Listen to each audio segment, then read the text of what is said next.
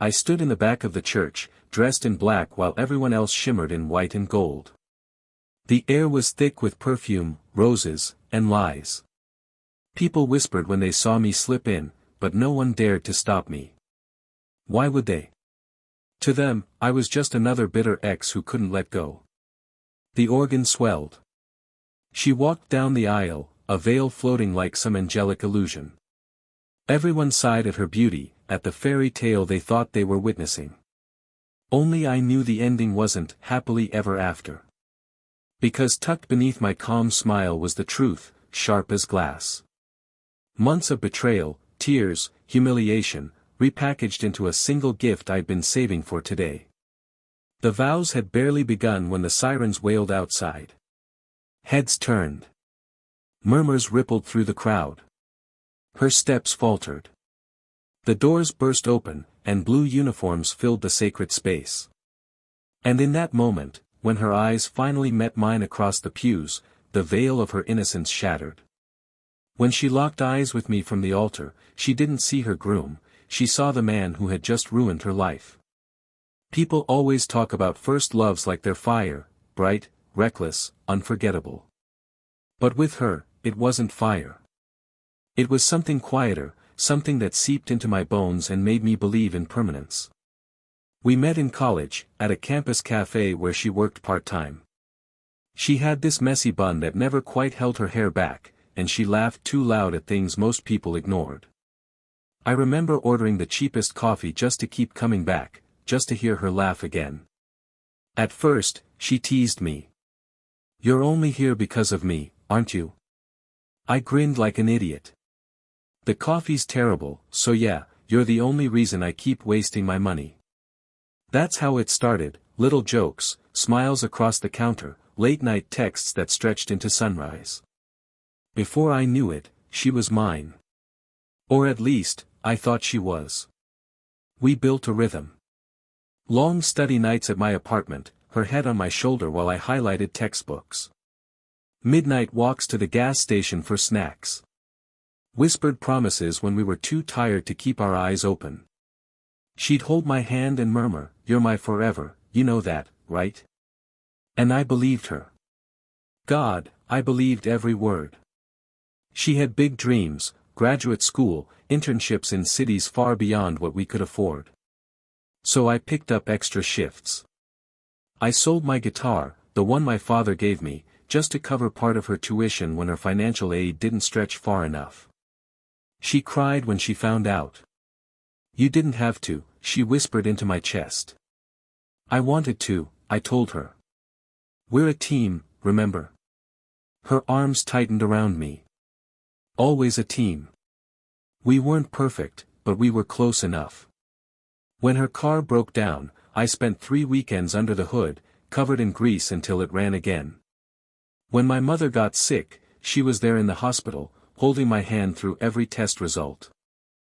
It wasn't just love, it was loyalty, woven into every sacrifice, every small choice. Our friends envied us. "You guys are like a movie couple," one of them joked once. She just smiled and leaned against me, fingers laced with mine. Nights were our sanctuary. She'd curl up beside me, tracing shapes on my arm as she talked about the future. One day, she'd say, her voice soft as a secret, "We'll have a little house with a porch swing. You'll come home tired, and I'll be there waiting." I kissed her hair, already picturing it. Yeah. Our forever. And she'd smile, like forever was a promise carved into stone. Looking back now, I can still hear her voice in the quiet, those vows she made when no one else was listening. They haunt me. Because when someone teaches you to trust that deeply, when they wrap you in the illusion of safety, betrayal doesn't just cut. It carves a hole so deep you can drown in it. But back then, I thought we were unshakable. Back then, I thought she was mine, and I was hers, and nothing in the world could undo us. I didn't know how wrong I was. It didn't happen all at once. That's the part that hurts the most, how quietly it began. Like a hairline crack in glass, too small to notice until one day the whole thing shatters in your hand. At first, it was the late-night texts. Her phone buzzed after midnight, screen lighting up the dark room. I'd stir beside her, half awake, and see her tilt the screen away from me. I'd tell myself it was work, some study group chat, nothing to worry about. But the way she'd smile faintly at those glowing words, the way her fingers danced across the keyboard while her body was curled away from mine, it gnawed at me. One night I asked, keeping my tone casual. "Who's texting you this late?" She didn't even look up. "Just a friend." "You worry too much." "Friend from class?" I pressed.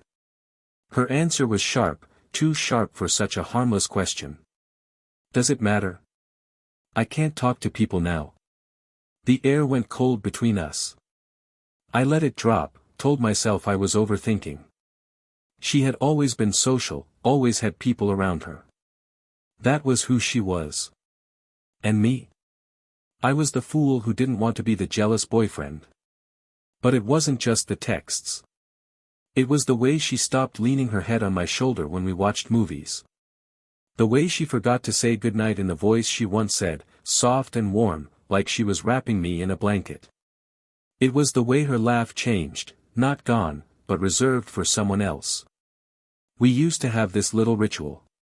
Every Friday night, no matter how busy we were, we'd make pancakes at midnight. Just us, the sound of sizzling batter, maple syrup dripping on the counter because she always spilled some. She'd steal bites before the pancakes were done, laughing when I pretended to scold her. One Friday, I brought home the mix, already smiling at the thought of it. She barely looked up from her phone. "Not tonight," she muttered. "I'm tired." I stared at her. "We always." "Not tonight," she snapped, sharper than I'd ever heard her. That night, I ate pancakes alone. The kitchen felt hollow without her laughter echoing in it. My friends noticed before I admitted it to myself. We were out at a bar one evening, just the guys, when Mark leaned closer. "Hey, everything okay with you two?" I frowned. "Why?" He hesitated, took a sip of his beer. "It's just, she's been hanging around with that guy from her class. Tall dude, blonde, kind of smug. I saw them at the library, laughing together. Real close." I forced a laugh. "She studies with people all the time. You know how she is." "Yeah, but," Mark trailed off, looking uneasy. "Just, keep your eyes open, man." I brushed it off. Defended her, like I always did. She wouldn't do that to me. She promised. She was my forever. But the seed was planted. And once a seed like that takes root, it grows whether you want it to or not. The whispers started to follow me. I'd walk into a room and swear I heard people lower their voices. Mutual friends giving me pitying looks, awkward silences when her name came up. One night, I left work early, planning to surprise her. I bought her favorite takeout, the spicy noodles she loved but always complained were too hot after 3 bites. I imagined her face lighting up when she saw me. But when I walked into the apartment, she wasn't there. Her books were scattered across the couch, her jacket tossed on a chair. Phone charger plugged into the wall. But not her. Hours passed. The noodles went cold. My calls went unanswered. Finally, the door opened. She froze when she saw me. "You're home early," she said, voice stiff. "Yeah," I forced a smile. "Wanted to surprise you." "Where were you?" She set her bag down too carefully, like she was buying herself time. "Group project." We lost track of time. "Group project?" I repeated. "Yes, group project. Do you want me to bring my professors here to confirm every second of my life?" Her tone was sharp, defensive. I didn't argue. Just nodded. But inside, something cracked. After that, the distance only grew. The touches became rarer. Her smiles, shallower. She'd disappear for hours, come back with excuses that felt rehearsed. And yet, I clung to denial. I told myself love wasn't perfect. That we were just in a rough patch. That she was stressed, busy, tired. Because the alternative, the thought that she was giving pieces of herself to someone else, was too unbearable to face. But denial only holds out for so long. And every night, as her laughter drifted away from me, as her eyes turned colder, the unease coiled tighter around my chest, squeezing until I couldn't breathe. I wanted to believe she was still mine. But deep down, in the quiet moments when I was alone, I knew something was slipping away. And I was powerless to stop it. It was a Sunday evening when the truth finally came out. Funny, isn't it? How ordinary moments can split your life clean in half. We were sitting on the couch. I was trying to tell her about my week, about a raise my boss hinted at. She wasn't listening. Her phone buzzed again and again, and each time she glanced at it, her lips curved into a smile I hadn't seen directed at me in months. I reached over and gently set my hand on hers. Can you put the phone down? Just for tonight. Just for me. Her eyes flicked to mine, and for the first time, I saw no warmth there. Just impatience.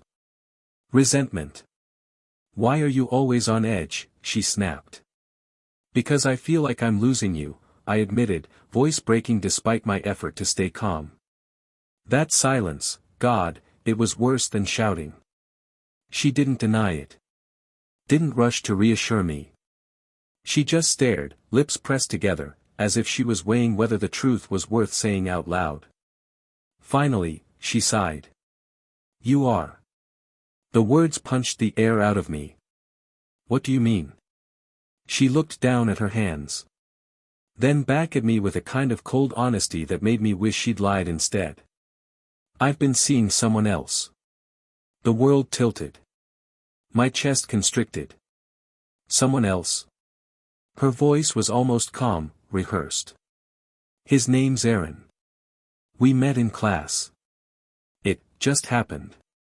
I didn't mean for it to, but, she trailed off, as if that excused the dagger in my chest. My mouth went dry. Are you in love with him? She didn't flinch. Yes. The room spun. My heartbeat roared in my ears. Still, I asked the question I shouldn't have, why? Why him? Her answer carved itself into me like glass. He makes me feel alive. You're safe. You've always been safe. But he's exciting. He makes me feel things you don't. Safe. That word broke me more than anything else. Safe, like a locked box. Safe, like a fallback plan. So what was I? My voice cracked. A stepping stone. A warm bed until something better came along. She looked away, tears in her eyes, but they weren't for me. They were for herself. For her guilt. I didn't mean to hurt you. But she left anyway. She packed a bag and walked out the door while I stood frozen, too stunned to beg, too hollow to stop her. The days after blurred into one long ache. I couldn't eat. I couldn't sleep. The apartment was a mausoleum, every corner haunted by her laughter, her scent, her promises of forever. I told myself I'd move on.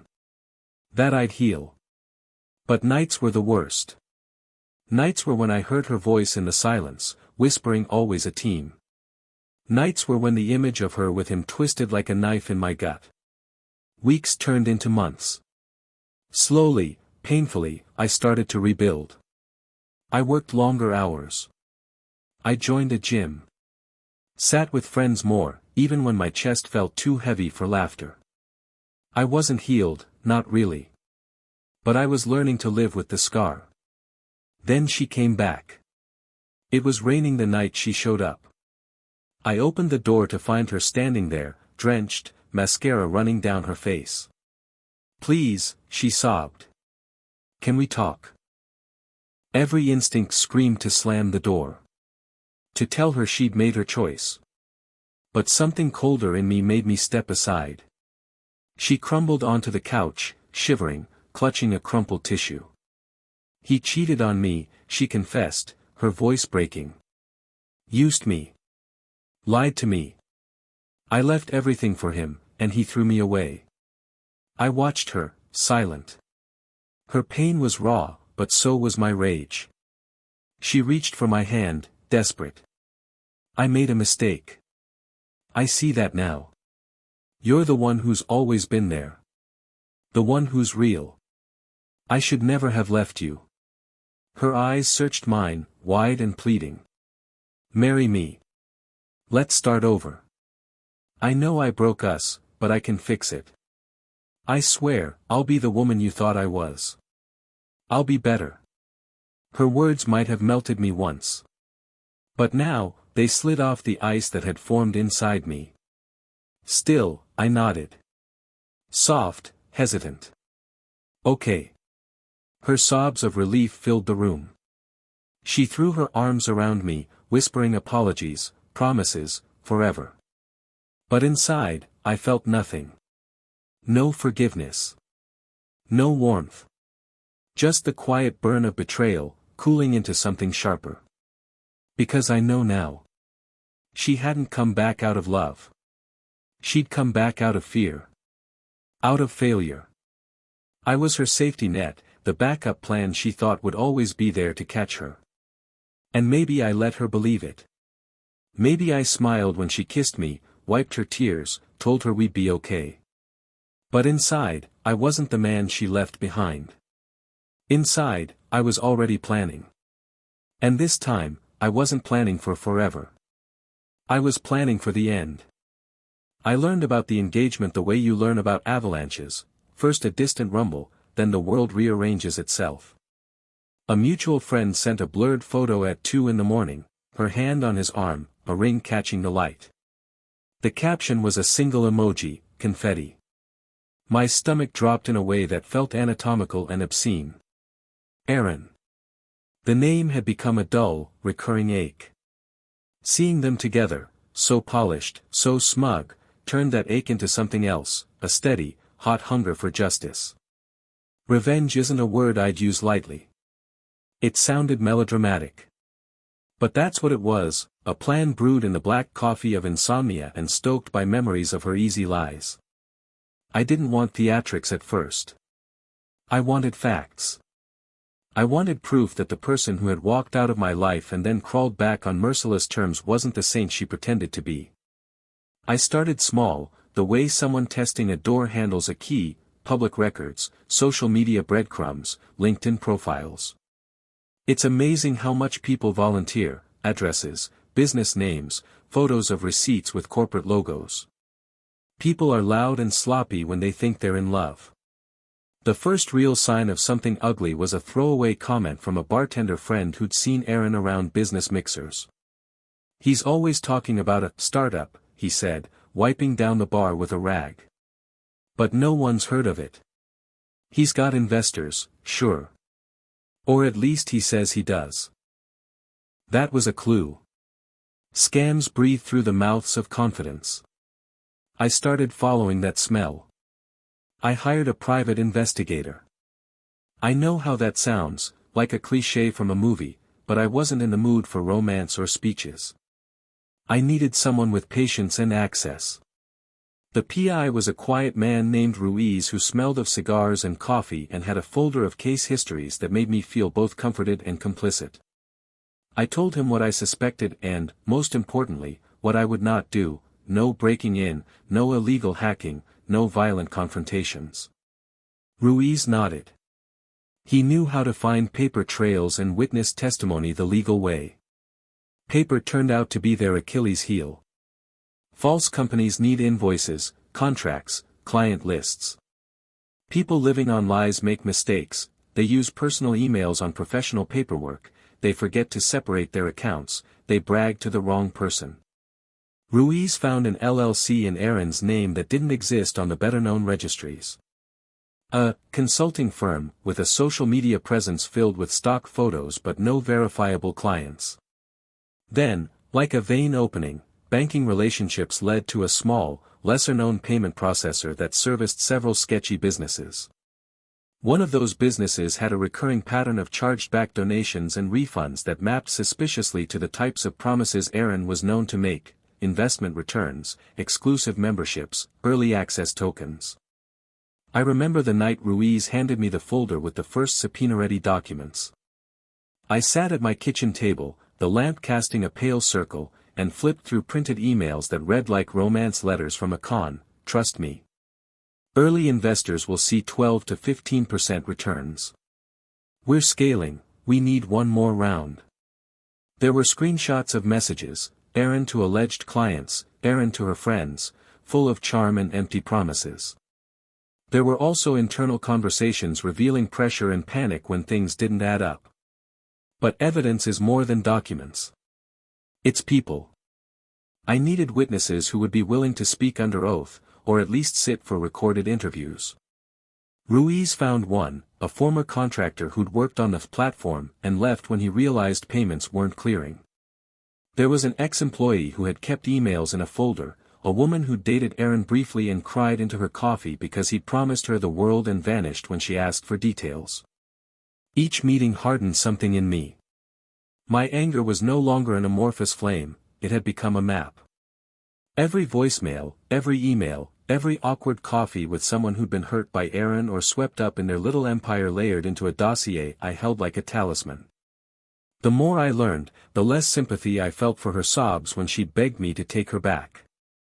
She was complicit, not just a victim. She had participated in the sheen that allowed him to sell lies. But I didn't want to be obvious. If I charged in with righteous fury, she'd vanish again into some other story, or she'd beg on camera and the world would fall for it. I needed patience. So I returned to the role I'd rehearsed during those months of quiet suffering, the broken ex who still loved her. I let her see me at coffee shops, the same tired smile she used to call comforting. I answered her calls late at night. I spoke of small, private memories as if reciting scripture. That act of tenderness had become a tool, and I wielded it with a surgeon's steadiness. "You okay, really?" she asked one night, mascara smudged from crying that might have been genuine or might have been strategic. I'd driven across town to bring her soup, another performance among many. "I'm fine," I said, and let the lie sit heavy and warm. You look tired." She laughed weakly. "You always notice the small things." I always did. The words tasted like iron. While I played the forgiving, unreliable, sympathetic ex, Ruiz and I continued to amass proof. We pulled public contracts, traced payments between accounts that led back to shell companies, and compiled a timeline aligning Aaron's investor pitches with sudden withdrawals and bounced checks. Each item was catalogued and cross-referenced. We made copies, secretly photographed documents she left in the open, and tracked down a trail of guests who attended launch parties that were more sales pitch than product demo. There were setbacks. A key witness got cold feet and refused to testify without a subpoena. A third-party file turned out to be encrypted and the owner wouldn't cooperate. Each time, a little of my triumph curdled into anxiety. Maybe I was doing this because the anger defined me now. Maybe I was building a fortress around my pain instead of moving on. Sometimes, in the quiet hours, I'd feel that old, pleading voice: maybe I should let it go. Maybe I should walk away and rebuild a life that didn't orbit her shadow. But then I'd remember her face in the apartment when she said, "He makes me feel alive." I'd remember the casual way she packed a bag and left a home we'd imagined together. I thought of every time she'd used the word forever and turned it like a coin, seeing both sides, one gilded for her, the other stained. She needs to feel what I felt, I told myself in the black mirror of my bathroom late one night, and the words were both philosophy and permission. There was a strategic choice that changed everything. I decided not to go directly to the authorities until the moment was undeniable. Aaron's little business could have been cleaned up, obfuscated, or moved overseas with a single slick PR campaign. Arrests make for headlines, but messy trials and sloppy timing could turn public sympathy in unpredictable directions. I wanted a clean, theatrical unmasking where the evidence could not be twisted into a sob story. So I orchestrated the crescendo for maximum exposure and minimum wiggle room. I arranged meetings with a handful of lawyers who specialized in white-collar crime and consumer protection. I sent anonymous tips to regulators, documents attached that would trigger audits. I also arranged for a local investigative journalist who had a bone to pick with scammy startups to sit on the story until we were ready. Journalists like a smoking gun as much as I did. Meanwhile, I kept up the act. I bought her flowers once, then a cheap ring not as an engagement ploy but as a prop, something she could show Aaron in private to suggest I'd try to win her back. I let her see me laugh with old friends at a bar, looking like the kind of man who had been wounded and was learning to live with it. She softened when she thought I was broken. It made her arrogant, careless. People make mistakes when they assume someone else is too damaged to retaliate. The weeks folded into a tight, surgical countdown. Invitations to the wedding began to circulate. I learned the date, 2 months out. She'd picked a chapel I'd once joked about visiting on a drunken dare. That very detail, small and absurd, felt like a dare from the universe. Here is your theater. I tightened the plan. The journalist agreed to hold the peace until the arrests were executed. The lawyers prepared subpoenas and witness lists. Ruiz lined up testimony schedules and court-ready affidavits. We had a folder of bank transfers mapped like constellations, names of investors who had been defrauded, and several former associates who would testify that Aaron created phony revenue to lure more money. There was no single smoking gun, there were many small combustibles stacked in a way that, when lit, would ignite a domestic inferno. Emotionally, the work changed me. Where grief had been hot and bleeding, something colder took its place, precision.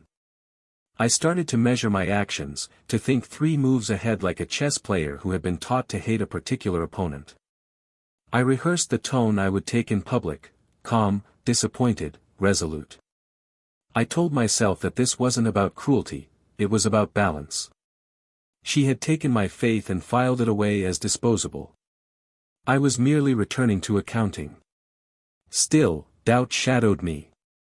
There were nights when I woke up gasping, images of her being dragged from the altar, and worse, of the crowd turning spiteful eyes on me, accusing me of orchestrating drama for revenge rather than justice. I imagined alternate endings where the law botched the case, where she spun a tale of victimhood, and my dossier became the stalker's manifesto. Those anxieties were real. That's why I slowed down to ensure every I was dotted, every connection vetted by professionals. The entire plan hinged on credibility. The last week before the wedding was a study in controlled calm. I met her for coffee under the guise of closure, an exchange of polite words where I let her think she'd won something, my forgiveness, my silence. She smiled like someone who'd patched the world with bandages. I can't believe it's finally happening, she said, fingers tracing the rim of her cup. Thank you for being, you. I wanted to say 1,000 things. I wanted to reveal the file and watch her face fall apart. Instead, I said, you deserve to be happy. She looked at me, surprised by the softness I feigned. You really mean that? She asked. I nodded. Yes. My throat felt like a canyon. I do. On my way out, my phone buzzed with a message from Ruiz, all set. Warrant served. Journalist briefed. Meet me tomorrow at the courthouse at 10 o'clock. The word warrant felt like a drumbeat in my veins. It meant movement, closure, consequence. The night before the wedding, I packed the dossier into a thin leather folder and placed it on my kitchen table.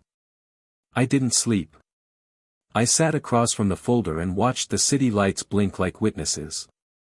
I rehearsed what I'd say if I had to speak in front of others. I thought about mercy and justice and whether they ever looked the same. I thought about the pancakes we used to make and the way she'd spill syrup on her fingers and look at me with love so absolutely it made me dizzy. Somewhere between the coffee steam and the courthouse summons, tenderness evaporated. In its place was a colder resolve, the knowledge that I had built something meticulous and unavoidable. She had wanted safety, then excitement, then marriage. She would have one of those things tomorrow, but not the one she thought. I slipped the folder into my bag and walked out into the night, the man I had been and the man I had become sharing a thin, brittle smile. The wedding would be public. The evidence would be public. There would be no private escapes, no whispered excuses. I had chosen the stage where her lies had been most theatrical, the altar. In the taxi, I thought of the last thing she'd said to me before she left, "You're safe." I closed my eyes and let the memory sharpen into steel. She was about to learn that safety, when wielded, was a weapon too. The chapel smelled like lilies and polished wood and the kind of optimism they sell in bridal magazines.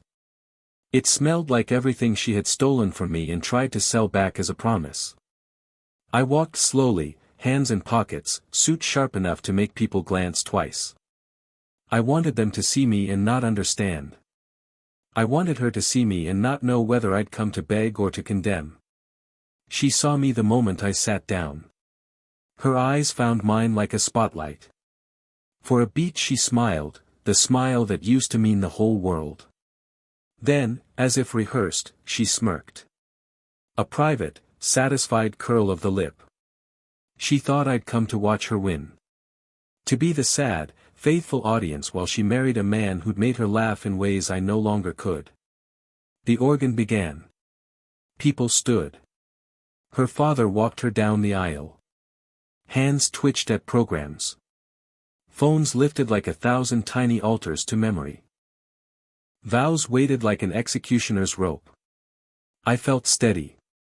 My heart banged beneath my ribs, loud as a drum, but I felt steady. Months of paper and witness statements and quiet, nocturnal terror had given me a new kind of certainty. Evidence is a slow poison that tastes like truth and metal. It had taken work to cultivate. I had not rushed it. I had let it ripen until it smelled of inevitability. She reached the altar. The groom took her hands. Aaron smiled like he owned the sun. He leaned in to whisper something, maybe a joke, maybe a promise. She laughed in that bright, public way that had once drawn me to her. Her laugh melted into the room. The priest cleared his throat. If anyone knows of a lawful impediment, he began, the traditional phrase flung like a small lifeline to the past. At that precise sliver of ceremonial hush, the doors of the chapel burst open. Blue uniforms filled the entry like ink spilling across white paper. The room inhaled. Gasps lifted into the rafters. A couple of officers moved toward the altar with the deliberate calm of people who have done this sort of thing before. One of them carried a stack of documents, their edges neat and official. A woman in plain clothes, an investigator from the Consumer Protection Unit, Ruiz had told me earlier, stepped forward. She held up a badge. "You need to pause the ceremony. This building is under investigation." Her voice was calm, professional, and the sound of it sliced through the bouquet of florals and false hope. I watched her face when she looked at the couple. The groom's jaw tightened. Aaron's smile faltered like a poor actor missed his cue. The bride's expression hardened into something I recognized, recognition that the script had changed and she hadn't written the new lines. "You're making a scene," I heard someone whisper behind me. I stayed still. I let the scene happen. The first officer read a warrant. He read names, legalese that felt like thunder in that wooden box. They named accounts. Shell companies. Fraud. Embezzlement. They named investors who had placed their faith and their small fortunes in promises that dissolved under scrutiny. They named a pattern of deception that led directly to the businesses Aaron had floated, and to the money that had paid for lavish dinners, exclusive getaways, and the ring on her finger. Faces went pale. Phones were shoved into faces. Conversations stalled half-sentence. The bride clutched the groom's hand like a lifeline, but her fingers were shaking. "This is a surprise," Aaron stammered. There's been a mistake, his voice evaporated. The lead investigator set a thin stack of printed bank transfers on the altar. The inked lines and columns were as eloquent as any confession. The transfers linked phantom companies to personal accounts. Photographs of receipts and screenshots of messages lay beside them, each one a paper trap that closed as you read. My chest was a drum. I could feel everyone's eyes skittering toward me, cataloging my expression, hollow, not triumphant. Some of them glanced back to gauge whether I'd orchestrated this theater. I had. But I had not scripted the law. I had only made sure it arrived on cue. The priest tried to salvage the ceremony with a throat-clearing prayer that sounded small. The lead investigator lifted a photograph to the light, an image of Aaron signing a contract, a date-stamped invoice attached to a non-existent client. The murmur rose into a chorus of shock. Fingers pointed. Conversations broke into the small, sharp shards of gossip. Her face moved through a dozen stages, surprise, then denial, then the slow internal arithmetic of someone watching their life be deducted on a spreadsheet. She looked at the printed emails one officer held up, flirtatious sales pitches that read like love notes, promises to deliver returns that never came. The officer read a line aloud, "We need the influx to cover the payroll, early investors will receive priority." The congregation leaned forward like it was their favorite TV drama. "Well," someone spat from the pews. "Explain yourself." Her voice came out thin. "It's not what it looks like." The classic defense. The same words my own chest had heard when she'd left me for the first time. The choir of lies was now a choir of evidence singing in counterpoint. The lead investigator asked Aaron to stand. He did. He tried to compose himself. There was an attempt at charm, as if a smile could dissolve subpoenas. We were building something. People invested because they believed in us. It was a version of the pitch he'd used on investors, only now it was stripped of its smoke and mirrors. An older woman near the front, the aunt of someone who'd invested, began to sob. Someone I'd never met looked at Aaron with red eyes and called him a thief. Voices rose and fell. The photographer who'd been hired earlier to take staged smiles on the altar stood frozen, camera dangling like a question mark. They read some of the victims' statements aloud, short testimonials of ruined savings and broken trust. The room shifted from a celebration to a tribunal in less than 10 minutes. She tried to speak. She attempted an explanation that dissolved into more questions. The more she spoke, the less coherent her story became. I had imagined this moment in 1,000 sharp variations. Revenge can be imagined as a banquet of satisfying revenge fantasies, but real-life scenes are messier, more human. Her betrayal had been surgical. The fallout was messy. As officers moved to place handcuffs on Aaron, the groom's face collapsed into disbelief. He was innocent in many ways, naive, dazzled, the kind of man who labels charm as sincerity. He reached toward her, voice breaking. What does this mean?" He sounded like someone who'd opened a book to an ending he didn't understand. She looked back at me as the officer took Aaron's arm. Our eyes met across a distance that now felt like a continent. I watched the history in her gaze attempt to find me for refuge. There was an instant when her eyes flicked to the folder I carried at my feet, the thin leather I'd left on the pew earlier, the dossier Ruiz had confirmed as airtight. Her pupils widened. For one flash of a second, I thought she might step away, talk, beg, make it mine again. Then the officers turned toward her. "Ma'am, you are under arrest for aiding and abetting fraud, conspiracy to defraud investors, and money laundering," the lead investigator said. The words landed heavy like an anvil. Her hands flew to her mouth. She looked like a person seeing a reflection of themselves that did not compute. "No," she whispered. "No, you can't," her voice, once confident and silk-smooth, now frayed into terrified syllables. She attempted to pull away, to insist that she'd been a victim. She tried to frame herself as misled, as naive. But documents do not bend to narratives. The paper trail showed transfers in her name, emails with her signature, photos of receipts in her handwriting. There were witnesses, former associates who had testified that she'd signed invoices and encouraged investors. That she'd introduced Aaron to people at parties. That she'd hosted glossy launch nights where she smiled and accepted praise while money moved like smoke. They clipped the cuffs on her. The metal bit cold against her wrist. She sagged, as if physically weightless. The crowd was a living thing. Some people whispered that they'd never liked her anyway, others shuddered at the spectacle. A child began to cry. Someone shouted, "Shame," like an echo from a different century. As officers led her past the pews, she looked at me one last time. Rage, betrayal, disbelief, those emotions moved across her face like shadows. There was also fear. There was something very small and human in that look, a recognition that whatever protection she'd assumed she'd had, status, charm, the groom's adoration, was gone. The world she'd built had a door I had not only opened but locked. The press moved in like vultures.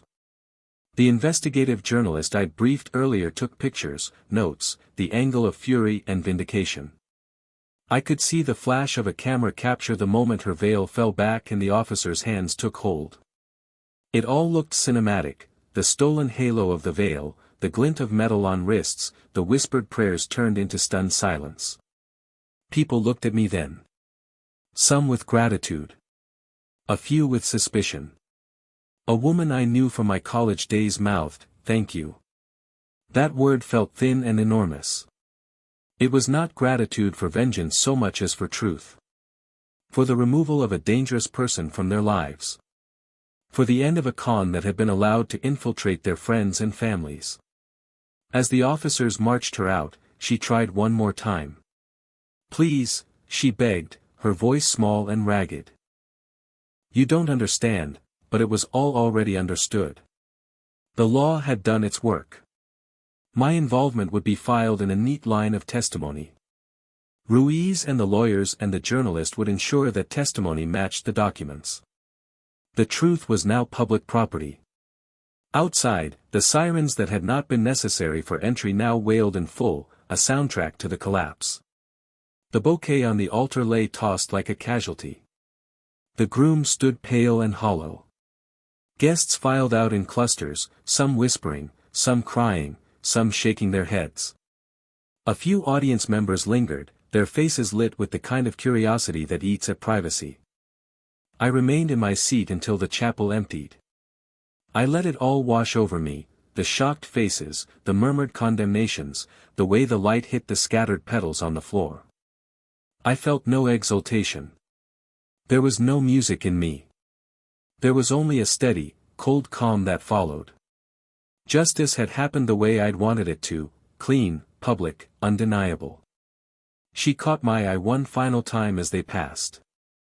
There was a flash of something fierce in her, the woman who had once called me her forever, now a stranger in cuffs. For an instant, she looked like a child who'd watched the last cookie eaten and realized they'd been the one who'd eaten it. Then she was gone, pushed through the doorway by officers who did not look at me with hatred or gratitude but with the practical neutrality of people doing their job. Outside the chapel doors, the air was cooler. A few people whispered my name. Someone called me brave.